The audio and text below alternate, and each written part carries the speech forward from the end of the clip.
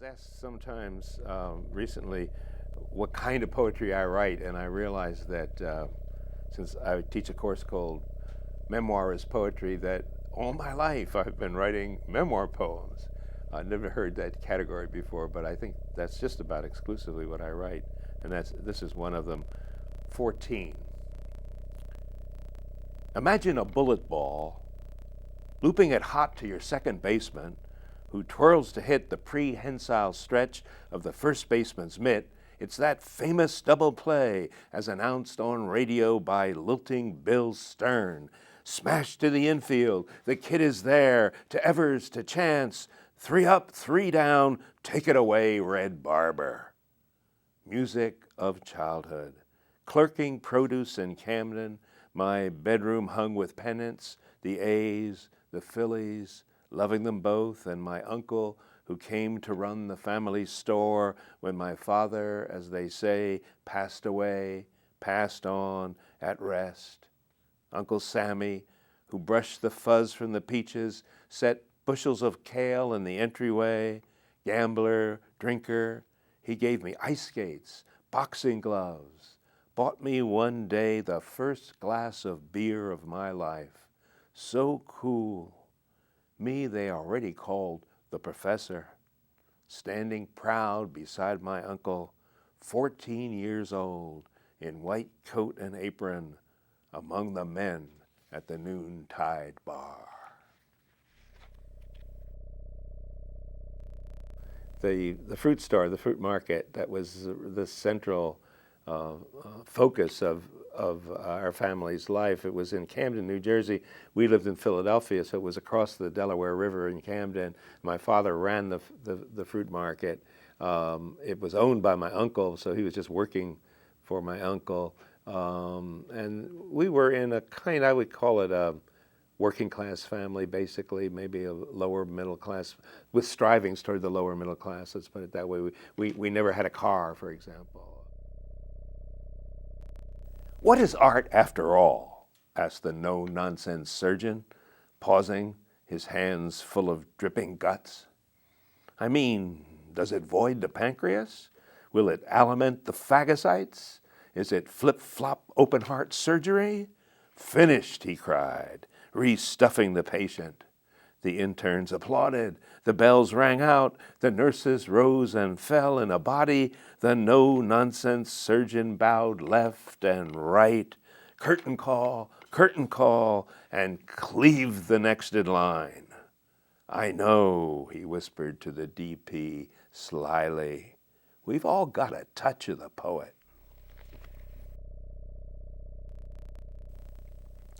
Fame. Whole generations going up in peak, uncalled, unchosen. Silly to waste much strength earning a place of note. There's not a grave without a certified has-been.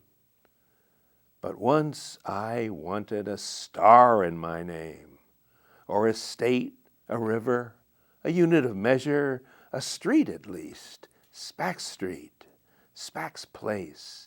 How nice. Imagine the little kids playing giant steps after dinner in summer, leaping from one of your curbs to the other. Or someone moves, does well, gains weight and years and accolades, and says, God, if they only could see me today, the old gang back on Spacks Street. An answer. Wanting a woman to be comforted, yet saying just damnably the wrong thing, I came away clotted with failure, unable to break clear of shame and regret, baffled by this endless nursing of wounds taken, given, and received an answer. Think, said the voice of deeper being. Think of another, of any other, of the driver who horn blasts your stupid lane change, of the woman disappointed by your lack of grace. Here is a healing, a magic for you, said this inner voice. Think of another. Oh, it could be not even a person. grain of the floorboards, dusty TV's face, bandages on a maimed child. Think of anyone or anything but self, and the mud dam that blocks your flowing disappears. And so it was. I focused on the woman, not on my misspeaking, on the driver, his angry lights high in my rear-view mirror, and life returned. The woe that had filled me was gone. But this obsession with triumph runs so deep, O Buddha nature, I said in thought, I know it will return, my insane devotion not to fail, to perform brightly, to be confirmed. Yes, this is your work, the voice replied. This is your koan, your problem to solve. Think of the paper clip on the dashboard, of the weary man who serves you bread. So simple, your problem to solve. It's called An Epiphany. And the person in the background is my wife, Kimberly Snow, who's from South Carolina, but got her PhD at the University of North Dakota and suffered just a little bit from the cold up there and the landscape. Once she gunned her motorcycle 40 miles through North Dakota just to see a hill. And you know, it wasn't even a proper hill. In Tibet, they might have called it a hump. But it served. It helped to keep her alive through another day in North Dakota, along with the aid of some flowers nearby and the amorous scent of earth and the presence of air. Oh, air that lets you breathe it anytime you want. The poems have become more casual, more democratic, less straining to impress, less elegant. Certainly the distance between my East Coast poetry and my West Coast poetry carries exactly that kind of a pattern. I come out of the 50s as a poet. I do come out of the poetry of elegance. And wherever you've been and whatever you've experienced stays with you on some level. So I'm always concerned with that. I think I'm always, I'm not a street poet, although sometimes I find, particularly in my funnier poems, I find myself trafficking in all kinds of very casual language. This is called From the Sky Mine Cafe. In the Indian town of Sarnath, a business called Pleasure of Elegant Sayings Press requires blissful labor from author and editor gathering sayings for elegant pleasure. Me, I hang out at the Sky Mine Cafe, dismantling clouds in a casual way in high California. It's tricky work, clouds always changing and half the time dark. So often my mind is bound to digress to the Pleasure of Elegant Sayings Press, where the very fonts flash silvery bright as the happy machines run day and night with a hum like the hum of the great turning wheel, where every word achieves its appeal through the elegance of pleasure, the way clouds reveal sky at the Sky Mine Cafe.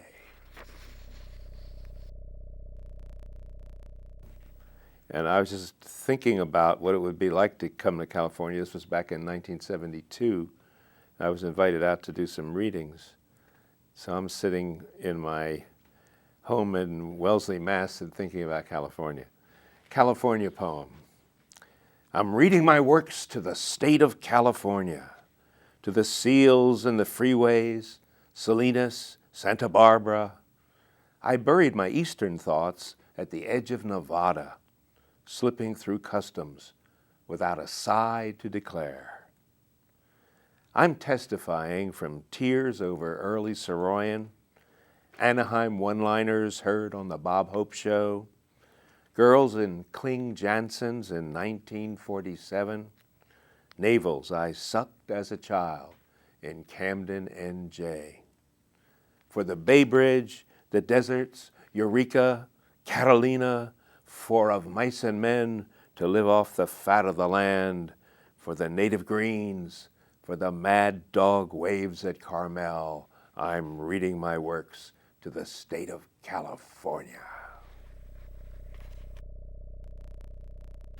It's just this wonderful, mysterious thing that it just keeps surging up. I'm just amazed that people still read, much less write stuff, you know.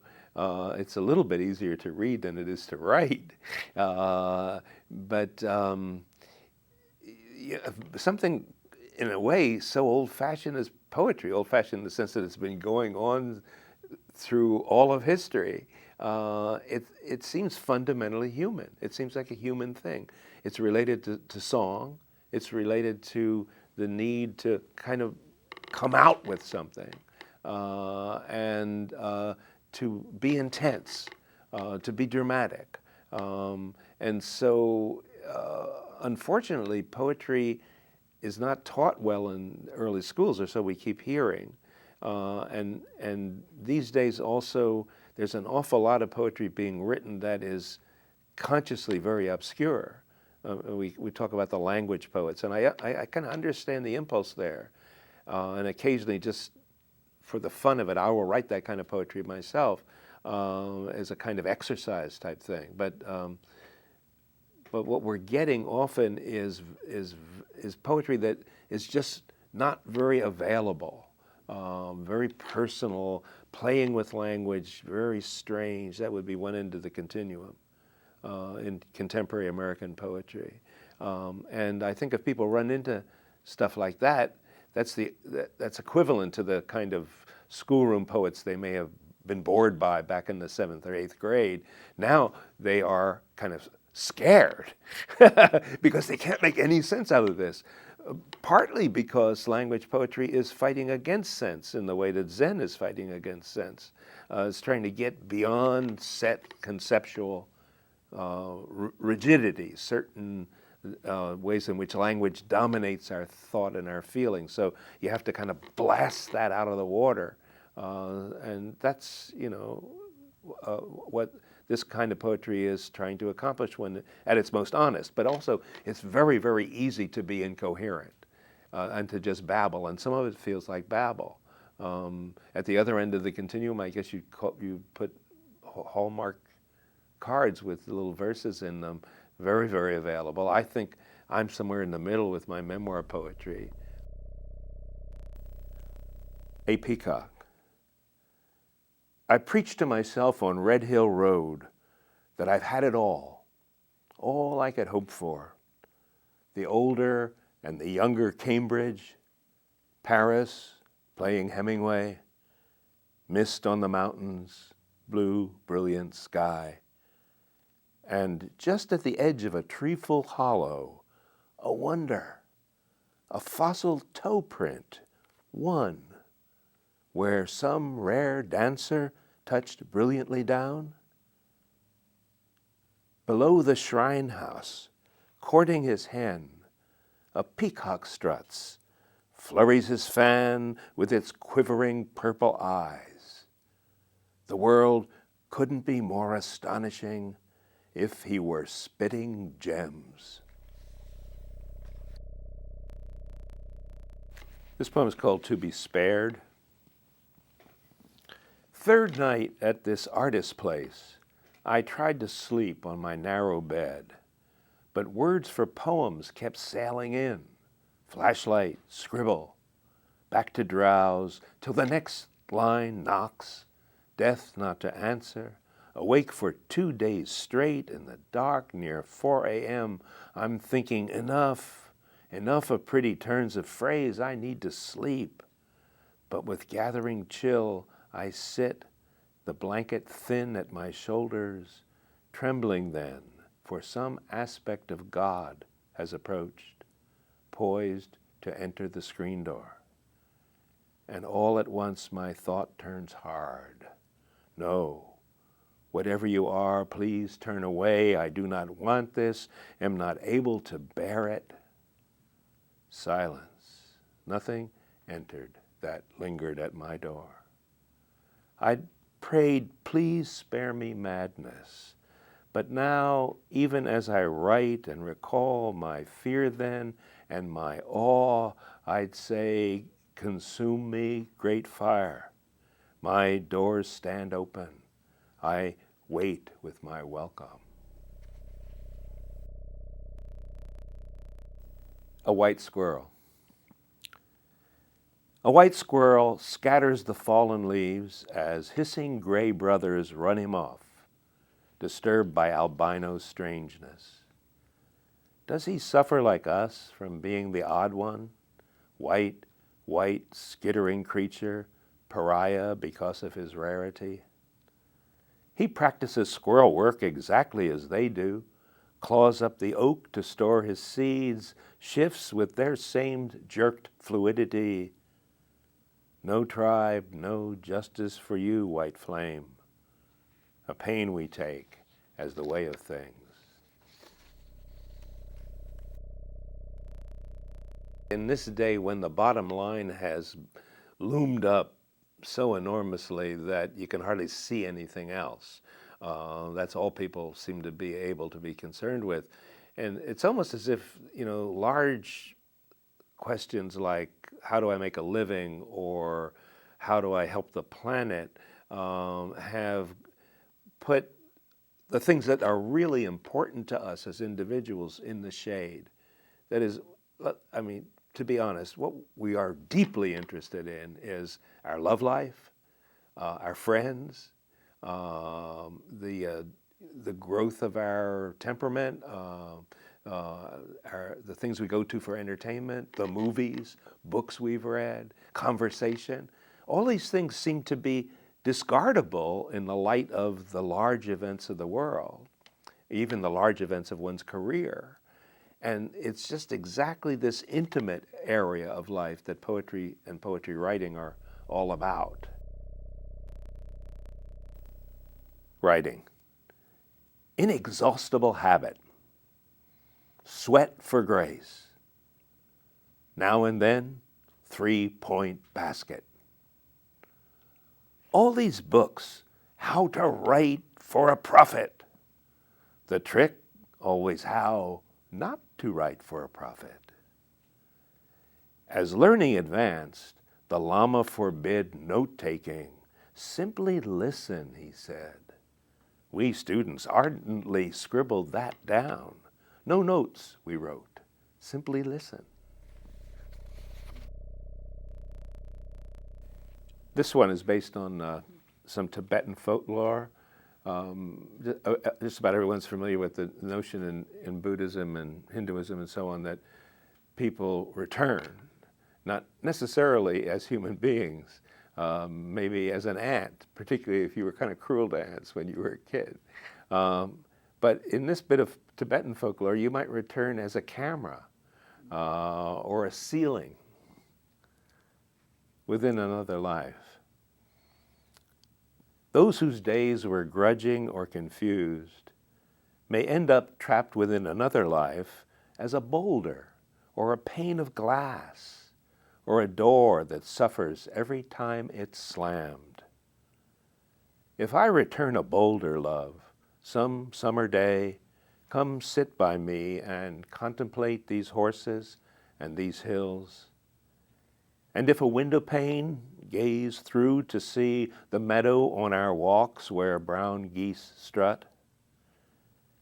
And if I am a door, come home through me. Be sure I'll keep you safe. And if a knotted, twisted rope from long self-clenching and complexity, O love, unbind, unbraid me then, until I flow again like wind-swept hair. I guess you discovered that you're able to do this to start.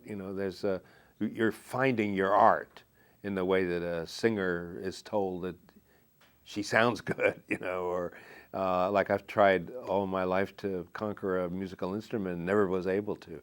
I was given violin lessons and guitar lessons and banjo lessons when I was a kid, and it never came to anything. I just was not gifted. along those lines. But I was gifted in terms of language. So you just find yourself doing this thing. And then somebody alerts you to the fact that you literally could send it out to a magazine and they might publish it. Swirling shirt.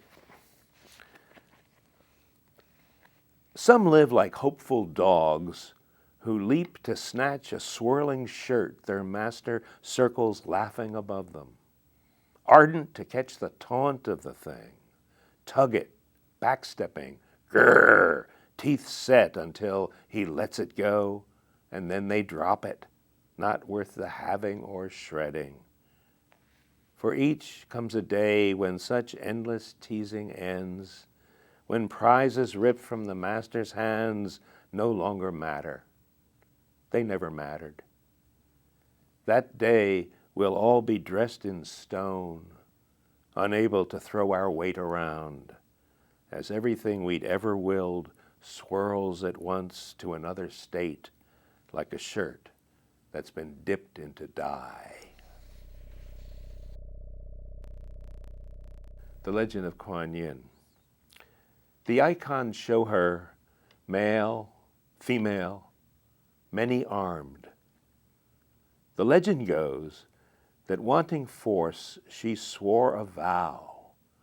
May my body crack the day I fail a single needy being.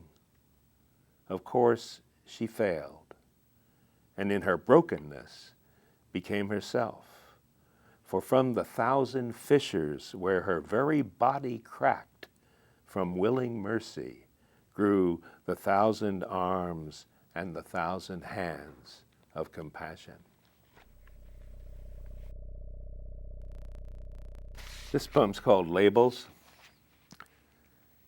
The words we use, we become, shaped by sound after sound, by the choice of a theme, by the placing of a comma. But this apple stuck on label.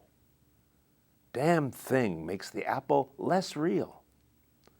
Some spinmeister got in there, diminishing native eloquence, glued his sticky concept thing on the apple, intent to interfere. And so many people transformed into labels. How does it feel to be forced to wear a yellow star? Or they label themselves, walking billboards. Buy this niche demographic here. Bargain days, choose me. Oh, clean us, release us again to be taste, color, miracle, each unmarked dear one, shining like an apple.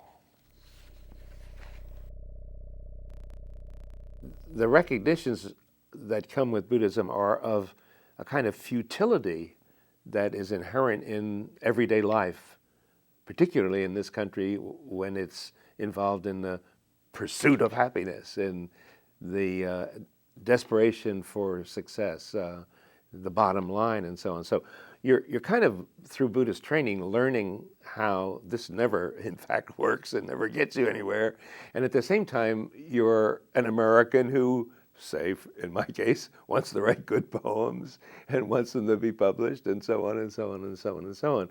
So I think one winds up maybe writing about this paradox a lot. Here's a poem called Dream Poems. A lot of my poems come out of dreams. And I'm always tempted to try to imitate Morgan Freeman's accent in reading this poem, but my wife tells me that it's a disastrous imitation. But what I will do is do my best to sound like Morgan Freeman. I'll just repeat the last stanza in his voice. Dream poem. I recited a poem in my dream, using Morgan Freeman's slowest accent, reading words from an elegant jar of jam-like honey I turned in my hand. Certain lines I repeated, as if to demonstrate how the poem should go in the stately voice of Morgan Freeman, a voice I had no right to once awake. Slow, Slow, slow down. We're here to stay, said Robert Thurman, Buddhist scholar, in a footnote to this dream. We keep returning, no exit even through death. We're here to stay. Since we simply bop back, he said, as something or other, more or less here forever, so maybe we'd better think to make it better. Smiling, I turned the jar. These are the words from my dream that survived my waking, lines I was given to keep, sweetened by Morgan Freeman's sound. You're not going anywhere. You're not going anywhere. Spoon in alfalfa honey. You're not going anywhere. You're not going anywhere. Spoon in alfalfa honey. I'll read a few haiku from a kind of lengthy sequence called Patch of Moonlight. I subtend the words haiku senryu under the title. A lot of them are senryu, that is very informal haiku. Some of them jocular. Just a few of these. Patch of Moonlight. Seeing her off, only incense greets him, coming back into the room. Stretched on the floor after a long day's talking, rubbing noses with his cat.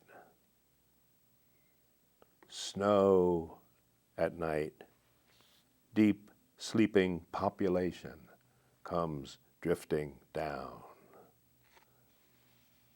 Friend not seen for years, gray whiskers around the boyish smile. On and on, reading a friend's new novel, wishing to be more kind. Mind wandering, suddenly driving very fast, Mozart in the car. Girls jump rope, in, out, pepper, pepper. Old man wipes his brow. Evening tea. Contemplating the great kindness of everyone. Before they risk a word, the poets at the lily pond drink 3 cups of wine. I think maybe once in a poet's career he's allowed to entitle a poem, poem. So this is the one I chose for that title, poem. Will it come again like this? Will we ever get it right? It is always as it is, and it passes. Never as it was, yet always somehow bright, always somehow sweet in its changes. We will never get it right. It will come, but not like this. It is always as it is, and it changes. Sometimes I find myself, writing what I think are, from an American point of view, very subversive poems, philosophically and psychologically speaking. That is, I'm saying things like, stop this American dream, guys. It doesn't work. Even those who are famous and notorious and have all that money that maybe you would like to have are unhappy, just as unhappy, or maybe more unhappy than you are. So something's wrong around here. Maybe if we slowed way, way down with the pursuit of happiness, it might catch up on us running from behind.